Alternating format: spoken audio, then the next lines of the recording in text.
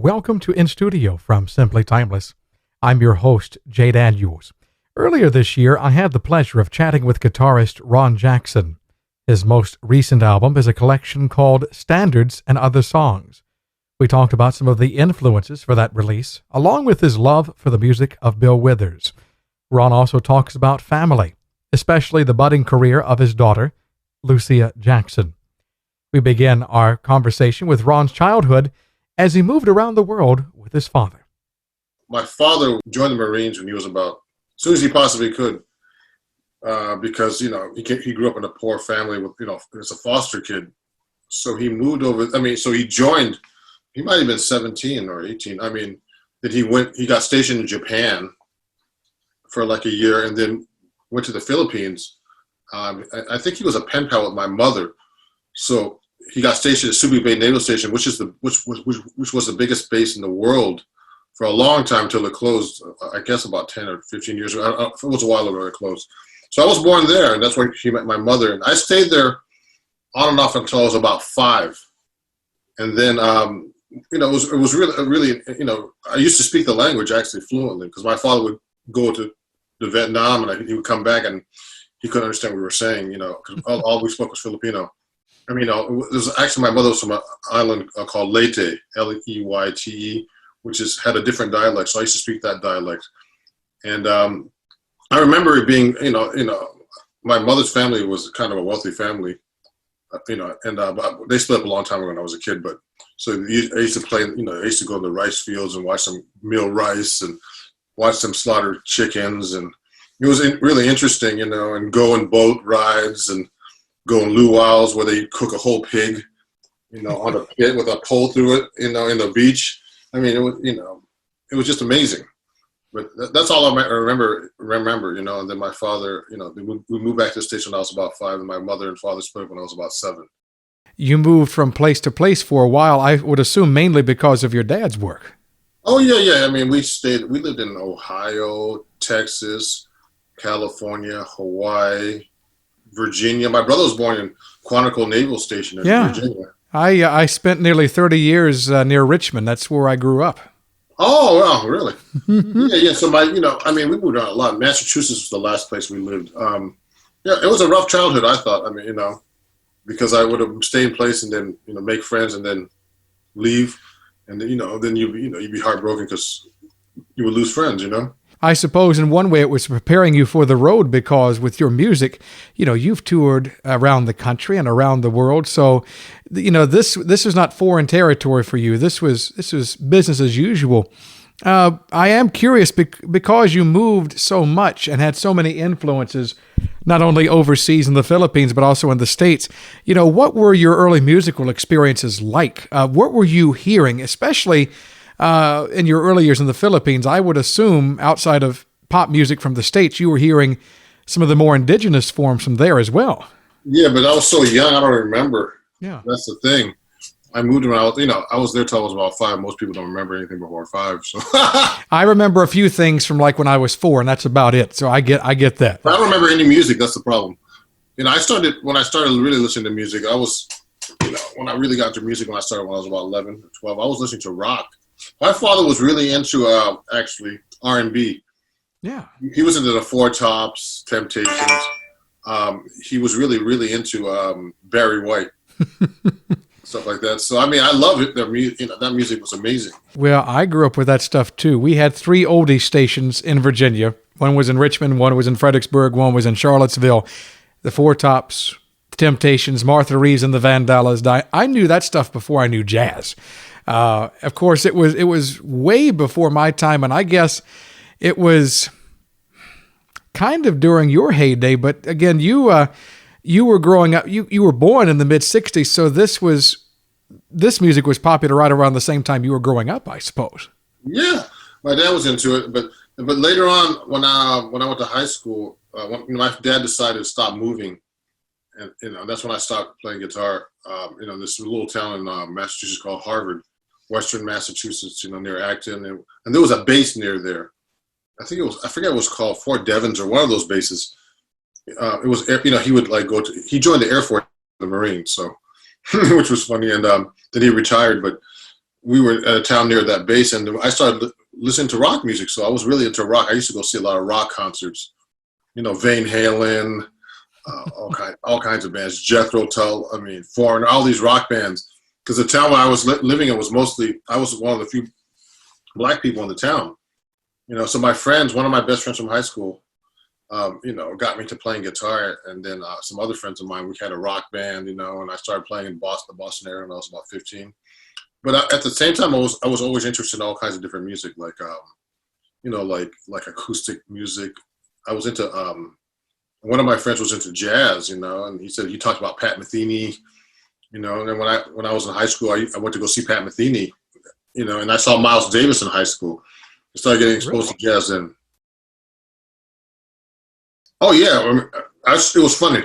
I saw Miles Davis playing in Boston at the Boston Common, and the warm-up band was Pat Metheny, and he had that great band with Marcus Miller, Bill Evans, Al Foster, Mike Stern.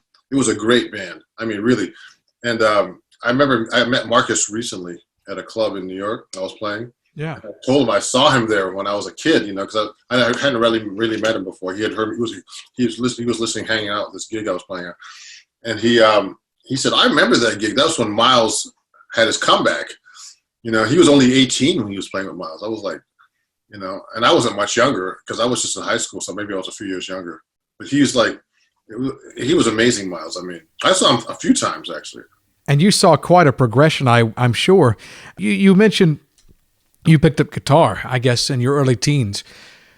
Why the guitar? What made you pick up the guitar as opposed to another instrument? Well, one of the people that was encouraging me in high school was my music teacher, and and they needed a guitar for stage band, so that's how I got into jazz too a little bit. We had like a jazz band, and so I had a good ear, and also the guitar I always thought was really cool sounding. My father, I used to hear like these Elvis Presley records, these rock records with the cool guitar playing, and I really loved the sound, and the rock sound. But when I started picking it up, I couldn't get that sound. I had to really practice, So I started learning everything by ear. That was a problem too, because when you start learning rock and you're a guitar player, you never learn how to read. So my reading, was not that good until I started going to college, and then getting experience like here living in New York, where I had to play Broadway. I played Broadway shows and stuff like that. My reading got a lot better, but it was terrible when I was a kid. But I didn't really know anybody who played saxophone or anything. That's the thing, because it depends where you live, I think too. Because some people, there's more guitar players, I think. I didn't grow up in Boston, maybe where I could have seen a saxophone player or something, I guess. But a lot of my friends play guitar. That's the main reason. So they taught me. I was self-taught in the beginning. I had no teachers. Now, were you, in the early years, were you more of a rhythm guitarist, or did you actually do picking, like, playing out a melody line? I did both. Mm-hmm. And I was into soloing and rhythm guitar both. Yeah. So, yeah, everybody says that too. You play lead guitar or rhythm guitar? I'm like, I play guitar. I play everything. I always thought that was funny when people would say that. Usually people who said that to me were like people who weren't educated about, I guess there are bands, though, that actually do with, some rock bands, there's most guys that play mostly rhythm. Talking about guitar stylings, different sorts of guitars, people have their preferential brand names that they decide to go with. Some have a better feel for them, I suppose. Some have a better sound. But there is something in particular I want to ask you about, and I'm a pianist and vocalist, so the guitar is not my wheelhouse. The number of strings makes a great difference from what I gather, and you primarily play 6 and 7 string guitar. How does the number of strings impact your style of playing, and also how does that impact the particular sound delivered from the instrument? Okay, most guitars are 6 string, from a low E, which is, below the staff, the third letter line below, and then to pretty high. But when you add a 7th string, it's tuned like an E, A, D, G, B, E. That's the tuning. But when you add this, I added a lower string, which gives you, which we call, they call it an extended range guitar, actually. So in that key, I put a low A, that extends my range into the range of the piano now. So, when I started actually playing 7-string guitar, because I used to study with this guy, with this great guitar player who just passed away, unfortunately, from coronavirus, Bucky Picciarelli. Yeah, I used to study rhythm guitar with him. He was one of my mentors, like in that way, And I used to study just the basic Freddie Green style comping. And at the same time, he was always encouraging me to learn how to play 7-string because, he wanted to pass it on because no one hardly plays 7-string in jazz. It's more common in rock, progressive rock music, and actually in Brazilian music. So he actually himself studied with this great guitar player from the West Coast named George Van Epps, who has a lot of these great thick guitar books on all these chord voicings that I still need to get through. And so what's cool about the 7-string is that I can play really low in the low register and it's really great for solo playing solo guitar, sound like a band by yourself. And also there's some really cool effects that you can get, like sounding like Slam Stewart on the guitar and things like that, So you get a lot of range with the guitar, and also you can play a lot of music, that piano music with it. That's what Bucky used to tell me. You could play like real low into the piano range and play piano music actually with it. With a guitar, you have to transpose it with a 6-string guitar. And Bucky did manage to pass the 7-string technique along to at least one person, his son, John.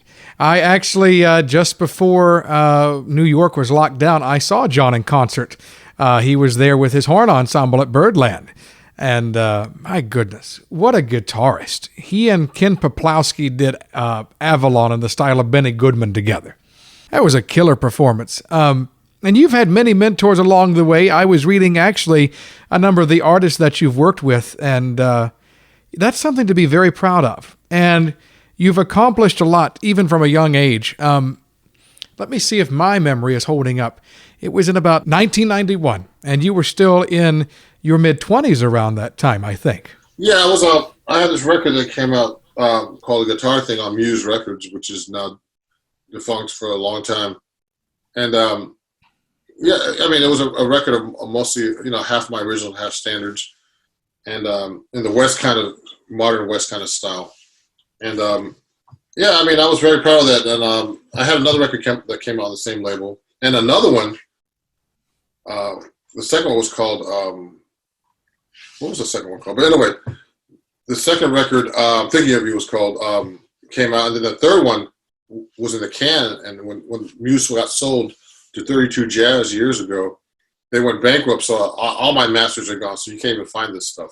Yeah, so that's kind of a drag, because I was actually at the time trying to negotiate with 32 Jazz, the people that bought Muse records, to buy my masters or lease them or something, and then they went bankrupt, and I can't find them now. There's about 4 records that I have that you can't find. There's one I did with Rufus Reid 2 years ago. He was one of my mentors, and we did a duo record called Song for Lewis, and the guy who owned that record company in England called Master Mix Records, he died of a heart attack about 10, 15 years ago. And we can't get those masters. So ever since then, I decided to actually start recording, just start my own label, which is basically releasing my own stuff, and paying for promotion, doing all that stuff. And, now I have complete control about what I do. And, like my last record, I really had a concept that I wanted to do, which is taking pop songs and standards and, pop songs that I really loved and to develop, transform into jazz standards somehow. Sure. And my next album is going to be the same concept, but I'm going to have some pop songs and standards, but I'm also going to have my songs. So it's going to be probably called Standards and My Songs. Yeah, it's kind of the sequel to Standards and Other Songs. And there is one song in particular from that album, Standards and Other Songs, that I want to talk about. And it's one of my all-time favorites. I have known it for years, since I was a kid. And I was always amazed at the breath support of Bill Withers. Like Ain't No Sunshine. He would just, and I know, he would just go on. And then, but this song that you covered, and I'm looking at the sun coming out of my window right now. It's gorgeous.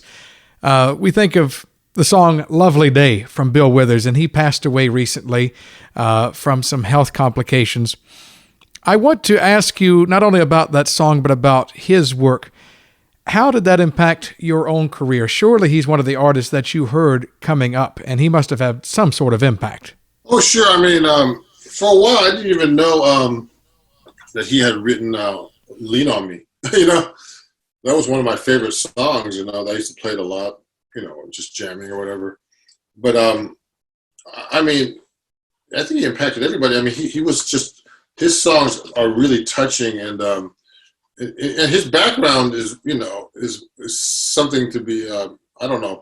I don't want to say envied, but you know, he didn't come from a musical background at all.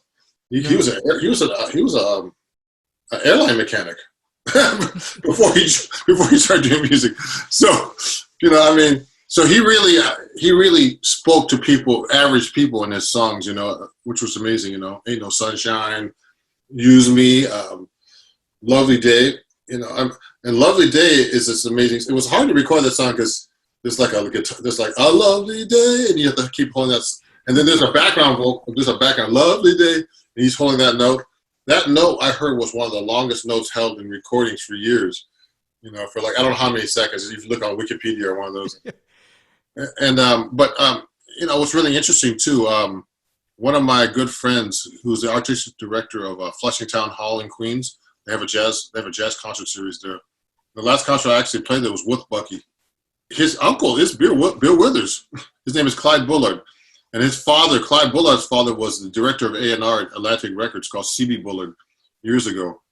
And I used to be good friends with those guys. I used to play Flushing Town Hall a lot when I first moved to New York in the 90s and late 90s, excuse me.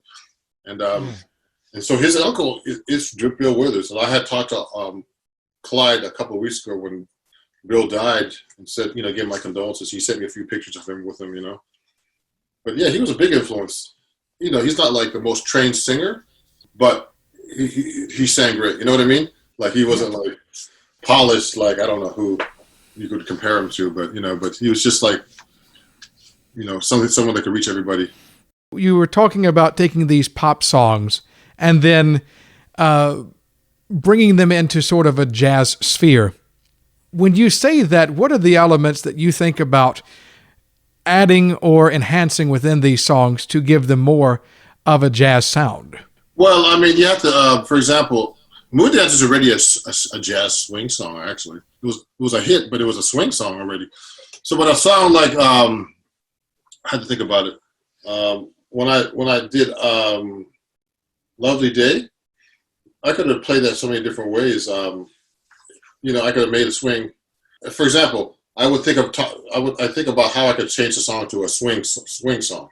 You know, like I have like my own little Instagram live every Sundays now, and I did a poll on Instagram about social isolation, you know, and being scared of the coronavirus. So I gave my Instagram fans two choices.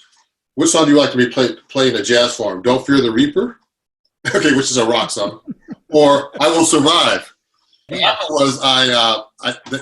Don't Fear the Reaper won. So I had to figure out, how do I play that song? So I would have to go, instead of going,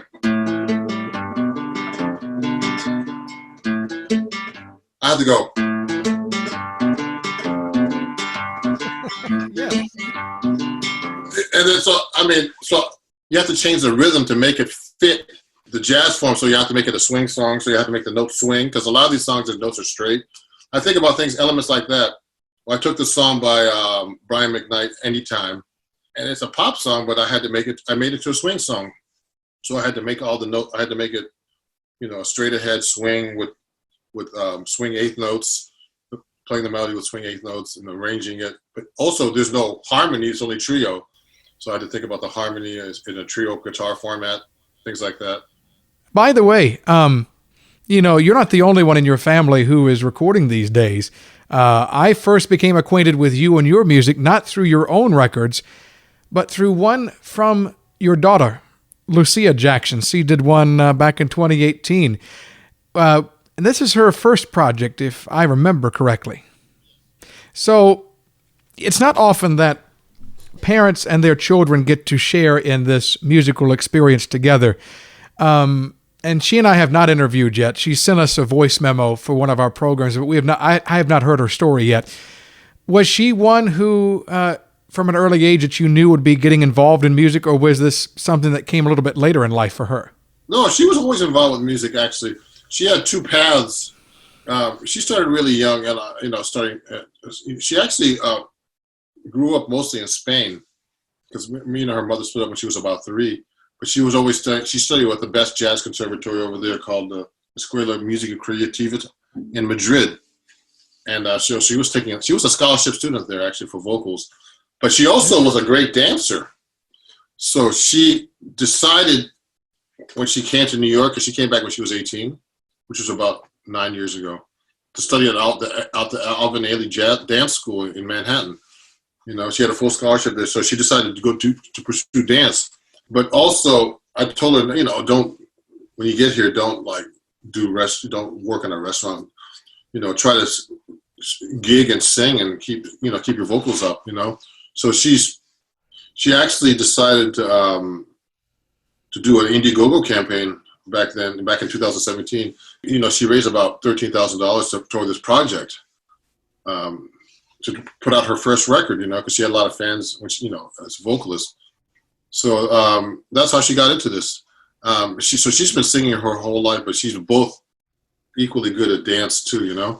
We were supposed to do actually something not too far from you at the Grunin Center in Toms River, which was going to be videotaped and recorded, but it got canceled because of coronavirus. It was a big concert, 500-seat hall where she's going to dance. She was going to videotape it, and she's trying to mix dance with jazz, actually. Do something innovative like that. She's a real, not like Broadway dance, like real serious. Yes. Yeah, serious modern dance mixed with jazz. So that's her goal, actually. So we're trying to get another album out and videos out when this all settles down. Again, you mentioned that she spent most of her formative years in Spain, but on this album, you had the opportunity to work together. It was released through your Ronnie Music label. It's not an opportunity many parents have to collaborate professionally with their children. How did you share in that process with her in crafting the album? Well, we got together. I decided, I helped her find the musicians. I arranged all the music. I basically did everything, and I helped her adapt the lyrics and learn the songs, choose the music. We decided not to do any original songs on the record. We're actually going to try to do some. We haven't had time to deal with this right now because she just had a baby a couple years ago. So, but we want to do another album. Everything's put on hold because of all this, everything that's happening right now. I wanted to put another record out actually in the next year or two with her, but it might get delayed a little bit. And myself too, actually. I was planning to record something in the fall, but I don't know how that's going to happen for now. So, I helped her with every aspect with this record. The concept. She wanted to do standards only, and I wanted to do some original music in there, but she didn't want to in this album. So the next album we will.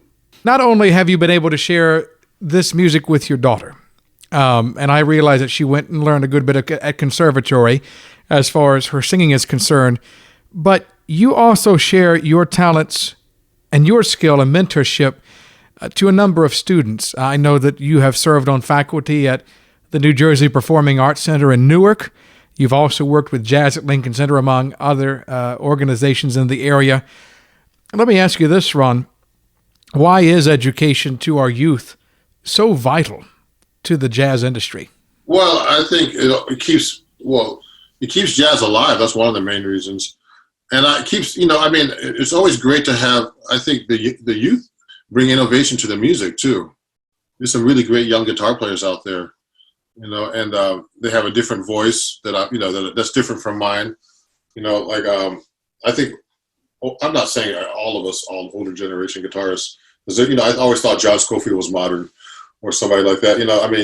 They have a different voice, so I think it's great. And a lot of my students actually that I taught from NJPAC, some of my students are professional musicians, and I'm really proud of that.